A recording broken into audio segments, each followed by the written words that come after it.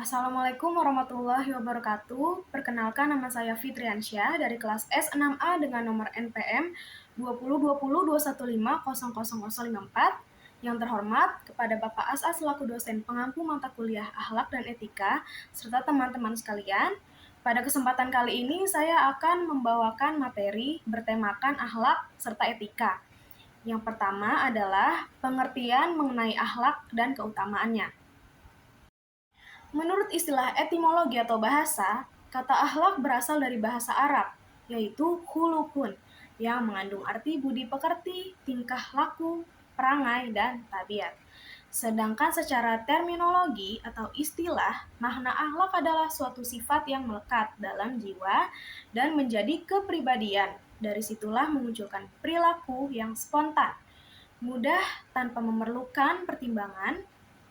Berdasarkan makna yang saya sebutkan tadi, dapat dipahami bahwa apa yang konkret dari setiap aktivitas sangat ditentukan oleh kondisi jiwa sang pelaku, yang berupa tingkah laku, perangai, dan tabiat. Disinilah kemudian Imam Al-Ghazali berpikir, sebagaimana yang telah dikutip oleh Muhammad Hashim Syamhudi dalam bukunya yang berjudul Akhlak Tasawuf, bahwa jika kondisi jiwa itu melahirkan aktivitas indah dan terpuji, baik menurut akal dan syara, maka hal tersebut dinamai akhlak yang baik. Namun bila yang keluar itu adalah aktivitas yang jelek, maka dinamai akhlak yang jelek atau akhlak buruk. Ada beberapa pendapat para ahli yang mengemukakan pengertian akhlak. Yang pertama yaitu adalah menurut Ibnu Maskawai, akhlak merupakan keadaan jiwa seseorang yang mendorongnya untuk melakukan suatu perbuatan tanpa melalui pertimbangan, pikiran, dan perencanaan. Yang kedua yaitu menurut Al-Ghazali, akhlak adalah sifat tertanam dalam jiwa yang menimbulkan perbuatan-perbuatan dengan mudah dilakukan tanpa perlu adanya pemikiran dan pertimbangan. Yang ketiga yaitu menurut Rosihan Anwar, akhlak adalah keadaan jiwa seseorang yang mendorong manusia untuk berbuat tanpa melalui pertimbangan dan pilihan terlebih dahulu. Dari beberapa pengertian tersebut dapat disimpulkan bahwa akhlak merupakan keadaan jiwa yang telah terlatih sehingga dalam jiwa tersebut benar-benar telah melekat sifat yang melahirkan perbuatan-perbuatan dengan mudah dan spontan, tanpa difikirkan dan diangan-angankan lagi. Selanjutnya mengenai keutamaan akhlak. Rasulullah SAW diutus tak lain adalah untuk menyempurnakan akhlak manusia. Tanpa akhlak dan moralitas, manusia hanya ibarat sebuah robot yang dikontrol oleh hawa nafsunya. Akhlak dalam terminologinya merupakan karakter manusia yang mendorong ia untuk melakukan perbuatan-perbuatan tertentu, bisa perbuatan terpuji ataupun sebaliknya. Oleh karenanya, untuk dapat berakhlak, manusia membutuhkan sosok tauladan yang menjadi contoh dan menunjukkan mana itu akhlak yang baik dan mana akhlak yang tidak baik. Sosok tersebut adalah Rasulullah SAW. Dengan segenap ajarannya, akhlak dalam arti adab mempunyai nilai lebih dibandingkan dengan ketaatan. Hal ini bisa dilihat bahwa orang yang mengabaikan adab bisa terjerumus dalam kekafiran. Sedangkan meninggalkan ketaatan tidak sampai menyebabkan kekufuran, namun hanya kefasikan. Orang yang menghina ibadah sholat misalnya, akan langsung dihukum kafir. Sedangkan orang yang meninggalkan sholat karena malas, ia hanya dihukumi dosa besar atau fasik, tidak sampai menjadi kafir. Adab bahkan lebih didahulukan daripada mentaati perintah. Sebagaimana sahabat Abu Bakar As-Siddiq ketika Rasulullah SAW sakit, beliau didaulat untuk menggantikan menjadi imam sholat. Ketika Nabi merasa agak ringan sakitnya, beliau meminta tetap diantar sholat ke masjid. Saat Abu Bakar merasakan kedatangan Rasulullah SAW, ia buru-buru mundur dari posisinya sebagai imam, walaupun Nabi mencegahnya. Perintah Nabi agar Abu Bakar As-Siddiq tetap dalam posisinya diabaikan, karena dalam pandangan Abu Bakar tidak berakhlak kiranya seorang Abu Bakar mengimami sholat Rasulullah SAW. Pada peristiwa perjanjian Hudaybiyah antara kaum muslimin dengan kafir Makkah, ada salah satu poin dalam perjanjian yang oleh pihak kafir Makkah tidak disetujui dan minta untuk dihapus, yaitu poin kata Muhammad Rasulullah diganti dengan kalimat Muhammad bin Abdullah. Para sahabat tidak ada yang mau menghapus nama Rasulullah meskipun diperintah oleh Nabi. Sehingga akhirnya Nabi sendiri yang menghapusnya. Sahabat memilih tidak mentaati perintah menghapus karena menghapus kata tersebut merupakan perilaku yang tidak berakhlak dan tidak beradab. Sama juga dengan para ulama yang tidak melarang menambah kata Sayyidina dalam redaksi sholawat, meskipun ada yang mendasarkan larangan tersebut atas perintah Nabi, karena memanggil nama Muhammad begitu saja mencederai adab dan akhlak kepada Rasulullah SAW. Bukankah ketika memanggil orang tua, tamu, pemimpin, dan pejabat kita tidak langsung memanggil namanya? Setidaknya menghormati mereka dengan memanggil bapak, ibu, atau saudara. Ulama lebih memilih mendahulukan adab daripada mentaati suatu perintah yang berimplikasi mencederai adab, kesopanan, dan akhlak. Dalam satu kaidah disebutkan bahwa ketika ada pertentangan mana yang dipilih antara mentaati perintah dan adab, maka dahulukan adab. Adab terkadang menyebabkan datangnya hidayah dari Allah Subhanahu wa Ta'ala, walaupun hanya berupa kesopanan kepada orang yang lebih tua. Yang kedua, kita akan membahas etika belajar dalam Islam.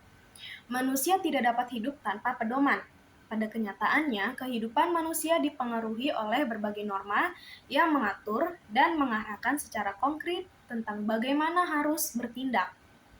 Bermacam-macam norma, mulai dari norma agama, norma hukum, norma moral, norma sopan santun, dan seterusnya, sudah menghiasi manusia sejak zaman dahulu.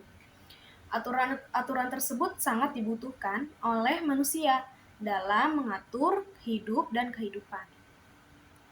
Implikasinya adalah tidak ada satupun sikap dan tindakan manusia yang tidak diatur oleh aturan-aturan atau norma, baik oleh buatan manusia sendiri maupun aturan yang berasal dari Tuhan.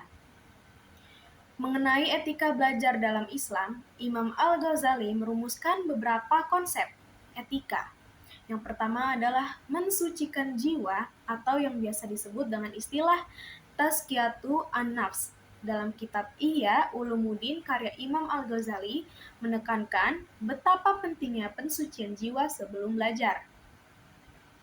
Yang kedua yaitu menjauhkan diri dari urusan dunia dan mandiri.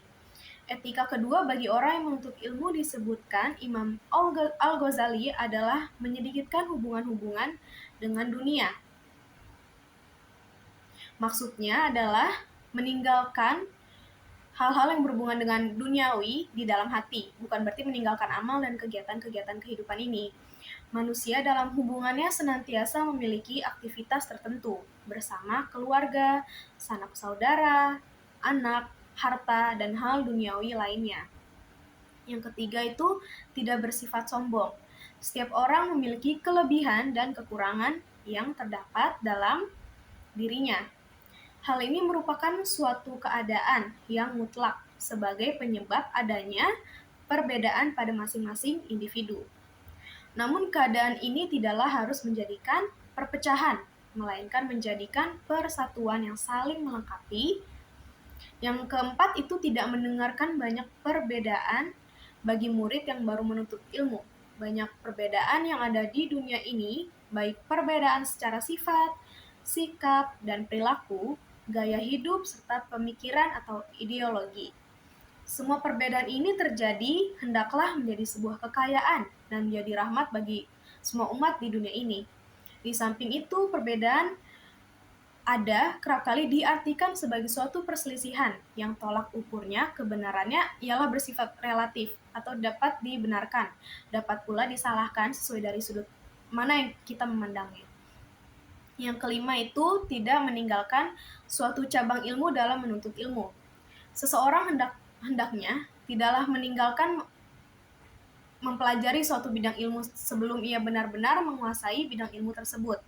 Maksudnya adalah seseorang diperkenankan menyudahi suatu bidang ilmu setelah ia mengetahui seluk-beluk dari bidang ilmu yang dipelajarinya, meliputi tujuan dan manfaat. Yang keenam adalah belajar dengan tekun dan bertahap. Menuntut ilmu haruslah sesuai dengan urutan dari pembahasan ilmu tersebut. Harus dimulai dari hal-hal yang mendasar, yang menjadikan pedoman dalam mempelajari kelanjutan dari suatu pelajaran. Sangat tidak baik jika seseorang mempelajari sesuatu tanpa menghiraukan dasar-dasar dari apa yang dipelajarinya. Karena hal ini dapat membuat kebingungan dan bahkan kesalahpahaman dalam memaknai suatu ilmu. Yang ketujuh adalah bersungguh-sungguh dan belajar dengan tuntas. Belajar merupakan sebuah usaha sadar di mana bertujuan untuk mencapai kebaikan dan perubahan baik secara fisik maupun mental. Dalam belajar harus melalui proses yang bertahap. Ada tahap-tahapannya mulai dari hal yang paling dasar hingga selanjutnya. Dengan begitu, pemahaman akan suatu bidang ilmu akan matang sehingga mudah mempelajarinya. Yang ke-8 itu memperbaiki niat dan tujuan. Setiap individu memiliki aktivitas dalam kehidupannya sehari-hari. Kegiatan yang mereka lakukan sesuai dengan keadaan mereka masing-masing dan memiliki tujuan tersendiri. Tentunya dari semua kegiatan manusia harus diiringi dengan niat yang baik agar dapat bermanfaat bagi dirinya dan orang lain. Setidaknya apa yang diperbuat tidak memberikan dampak negatif. Yang ke-8, mengetahui kaitan ilmu dengan tujuannya. Tujuan merupakan misi atau sasaran yang ingin dicapai di masa yang akan datang, yang merupakan langkah pertama dalam menjalani proses dan merupakan kunci utama sebuah kesuksesan. Murid dalam proses belajarnya harus mengetahui kaitan antara ilmu yang dipelajarinya dengan tujuan mempelajarinya. Selanjutnya kita akan membahas tentang etika beragama, berbangsa, dan bernegara dalam Islam dalam kondisi apapun. Allah Subhanahu wa Ta'ala memerintahkan kepada umat Islam untuk senantiasa berakhlak yang baik, termasuk dalam kehidupan berbangsa dan bernegara. Namun sebelum menjelaskan tentang etika atau lebih khusus lagi akhlak dalam bernegara, alangkah baiknya saya jelaskan tentang beberapa hak dan kewajiban seseorang warga negara dalam konteks Negara Kesatuan Republik Indonesia. Hak warga negara dapat diartikan sebagai sesuatu yang dapat dimiliki oleh setiap warga negara dari negaranya yang diatur oleh undang-undang. Sedangkan kewajiban warga negara adalah sesuatu yang harus dilakukan oleh setiap warga negara terhadap negaranya. Adapun hak-hak sebagai warga negara tercantum dalam Undang-Undang Dasar 1945. Di antaranya adalah hak untuk mendapatkan pekerjaan yang layak, hak untuk ikut serta dalam membela negara, hak untuk berpendapat, hak untuk mendapatkan kebebasan beragama, hak dalam mempertahankan dan dalam pertahanan dan keamanan, hak untuk mendapatkan pengajaran, hak untuk mengembangkan dan memajukan kebudayaan, hak untuk mendapatkan kesejahteraan ekonomi dan sosial, dan hak bagi fakir miskin dan orang-orang terlantar untuk mendapatkan perhatian dari negara. Sedangkan kewajiban warga negara terhadap negaranya adalah menjunjung tinggi hukum dan pemerintahan tanpa terkecuali, kewajiban membela negara, dan ikut serta dalam usaha pertahanan dan keamanan negara. Dengan penjelasan tersebut, dapat dikatakan bahwa adanya hubungan timbal balik antara negara dan warga negaranya. Oleh karena itu, sudah sepatutnya sebagai seseorang Muslim untuk menjalankan segala kewajiban-kewajiban kita sebagai warga negara. Secara garis besar, setidaknya ada 3 etika seorang Muslim dalam kehidupan berbangsa dan bernegara. Yaitu yang pertama adalah menegakkan keadilan dan kebenaran, menegakkan nilai-nilai kemanusiaan, dan mewujudkan kemaslahatan umat. Yang pertama itu menegakkan keadilan dan kebenaran. Dalam kehidupan, kebenaran dan keadilan adalah sesuatu yang penting, yang paling dicari oleh setiap manusia. Bahkan kehidupan manusia itu sendiri disebut sebagai proses dalam mencari keadilan dan kebenaran. Islam adalah agama yang akan selalu berpihak kepada keadilan dan kebenaran. Bahkan menegakkan keadilan dan kebenaran adalah kewajiban bagi setiap muslim kapan saja dan di mana saja.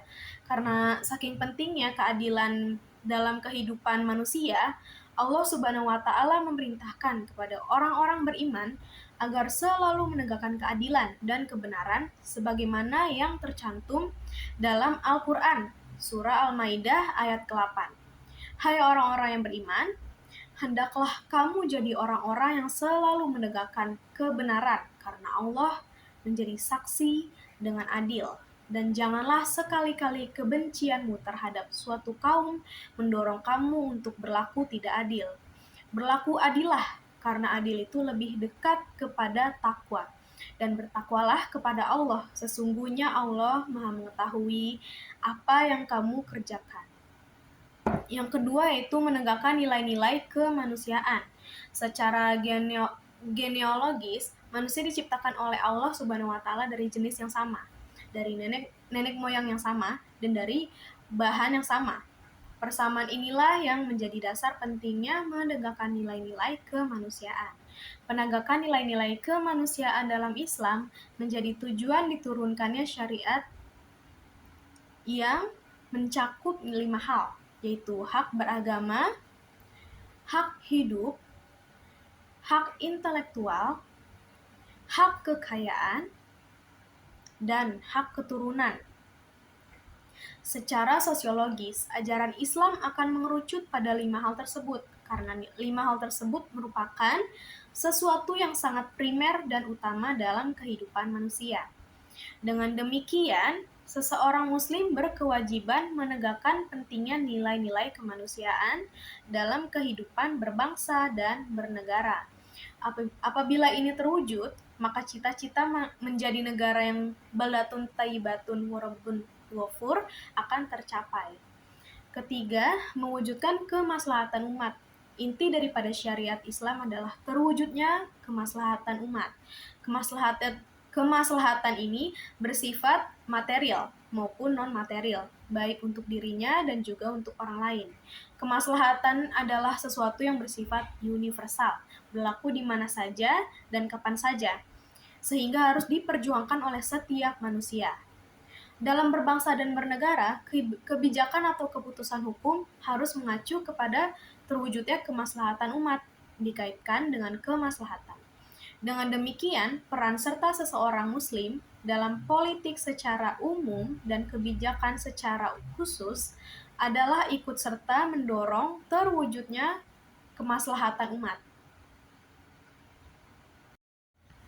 Selanjutnya kita akan membahas tentang pengertian musyawarah dan etika berdemokrasi dalam Islam. Menurut Rifai, kata musyawarah diambil dari bahasa Arab, yaitu syura, yang kemudian diserap dalam bahasa Indonesia hingga memiliki arti berunding dan berembuk. Sementara itu, terdapat beberapa ahli yang mengemukakan pendapat berbeda mengenai makna syura. Menurut Mahmud Al-Khalidi, kata syura memiliki makna berkumpulnya manusia untuk menyimpulkan hal yang benar dengan mengungkapkan berbagai perkara dalam satu permasalahan untuk memperoleh petunjuk dalam mengambil keputusan. Sedangkan menurut Supriyanto, kata syura menurut istilah berarti menyatukan pendapat yang berbeda-beda berkenaan dengan masalah tertentu dengan cara mengujinya dari berbagai pendapat hingga sampai kepada pendapat yang paling benar dan baik. Syura bukan berarti seseorang meminta nasihat kepada orang lain, melainkan nasihat secara timbal balik yang disampaikan melalui diskusi. Dalam dunia politik, musyawarah diartikan sebagai proses untuk mencurahkan segala potensi dan akal supaya dapat dipilih satu pikiran yang paling benar. Pilihan atau keputusan dalam proses musyawarah harus diterima dan menjadi tanggung jawab setiap peserta musyawarah. Sementara itu, dalam buku manajemen bahasa menjelaskan, musyawarah adalah rapat yang sifatnya mencari mufakat atau sepakat. Dalam definisi ini, lebih menekankan adanya unsur perundingan untuk menghasilkan keputusan dengan suara bulat.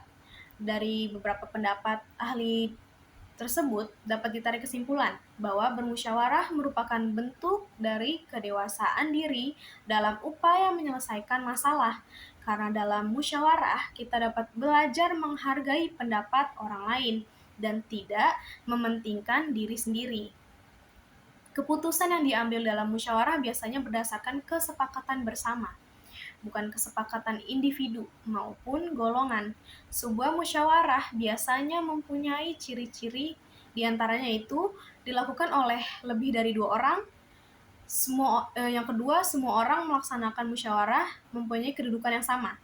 Yang ketiga, yaitu semua orang dalam forum musyawarah boleh mengeluarkan pendapat terkait permasalahan, lalu tidak mengutamakan sifat egois, harus menghargai peserta musyawarah lain.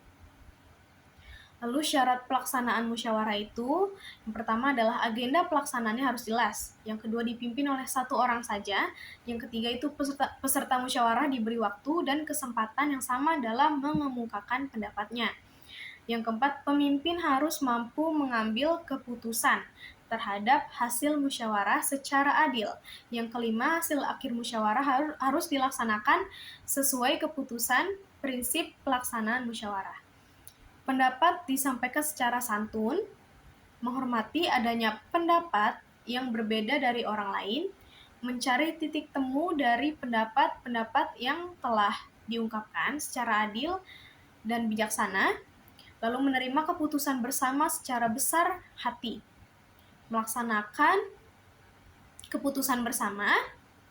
Musyawarah sendiri secara umum dilaksanakan gunanya dalam menyelesaikan suatu permasalahan yang menyangkut kepentingan orang banyak. Prinsip-prinsip berdemokrasi dalam Islam yaitu yang pertama adalah musyawarah atau asyura yang seperti yang telah dijelaskan, yang saya jelaskan tadi. Prinsip ini menjelaskan cara pengambilan keputusan berdasarkan kesepakatan bersama dengan mengutamakan kepentingan umum daripada pribadi atau golongan. Asyura dijelaskan dalam ayat surah Ali Imran ayat 159. Artinya, dan bermusyawarahlah dengan mereka dalam urusan itu. Yang kedua, surat Asy-Syura ayat 38 artinya, dan bagi orang-orang yang menerima atau mematuhi seruan Tuhannya dan mendirikan sholat, sedang urusan mereka atau diputuskan dengan musyawarah antara mereka, dan mereka menafkahkan sebagian dari rezeki yang kami berikan kepada mereka. Yang kedua itu adil atau adil, yang artinya adalah penegakan hukum di berbagai sektor kehidupan sehingga berjalan adil dan bijaksana bagi semua orang.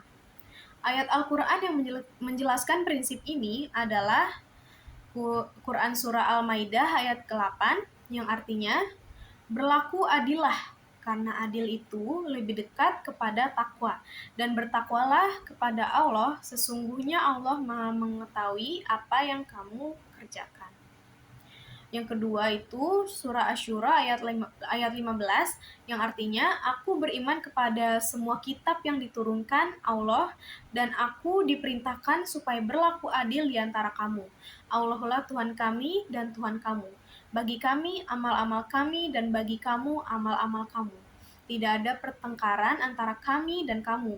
Allah mengumpulkan antara kita dan kepadanya lah kita kembali. Yang ketiga yaitu memenuhi kepercayaan atau al-amanah. Setiap orang yang terlibat dalam demokrasi wajib menjaga amanah yang dititipkan saat musyawarah.